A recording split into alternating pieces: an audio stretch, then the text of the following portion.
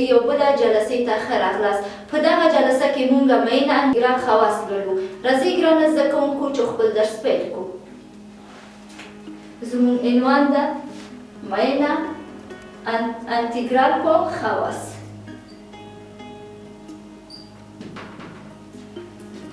ګرانو زده کوونکو د معین انتګرال لومړی خواص څه ده؟ ښه تاسې ځیر شئ که موږ ولرو انتګرال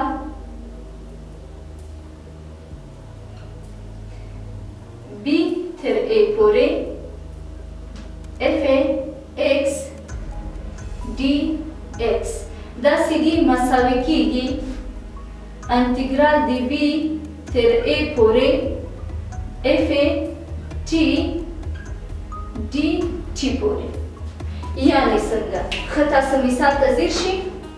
یعنی موږ لرو انتګرال د 3 نه تر 1 پورې چې x مربع dx ده دا مساوي کیږي 3 نه تر 1 پورې یعنی t مربع dt کیږي. دا د معین انتګرال لومړی خواص. اوس راځو په دویمه خاصیت باندې. په دویمه خاصیت د انتګرال که موږ ولرو چې انتګرال b نه تر a پورې یعنی c dx وسي دا مساوي کیږي c ضرب د b منفي 1. دا د انتګرال دویمه خاصیت ده.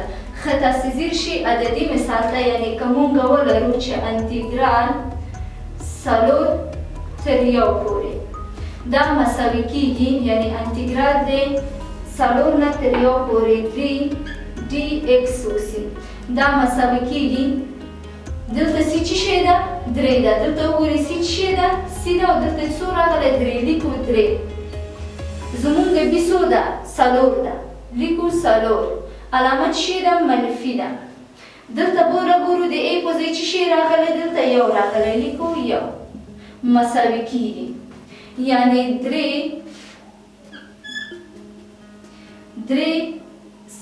4 سره ضرب شي منفي اوس بیا 3 هم 1 سره ضرب شي 3 1 سره ضرب شي مساوي کیږي.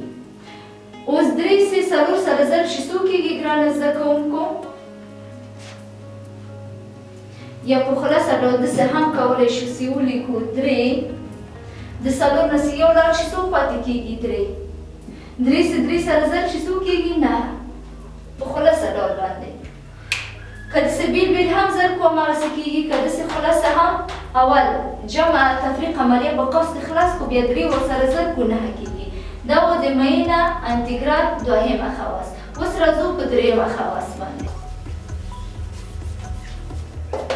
د معین انتګرال دریمه خواص که موږ ولرو چې انتګرال a f x d مساوي کیږي 0 ته. دا د معین انتګرال دویمه خواص ده. یعنی څرنګه ګرانو زده کوونکو تاسو بیلګه عددي بیلګه ته ځیر شئ. لکه موږ لرو انتګرال 3 x مربع dx دا مساوي کیږي. دغسې موږ اوس انتګرال حل کړو کیږي 3 x مربع پر 3 کل مربع. بالاخره دا مساوي کیږي 3 په توان د 3 ځکه چې دا هم د منفي 3 په توان د 3 کیږي مساوي شوله. 3 سه 3 ځلې موږ ضرب کړو یعنی 3 ضرب د 3 ضرب د 3 3 سه 3 سره ضرب شي څو کیږي؟ 9 9 سه 3 سره ضرب شي څو کیږي؟ 22 کیږي. 22 منفي 22 مساوي کیږي 0 ته.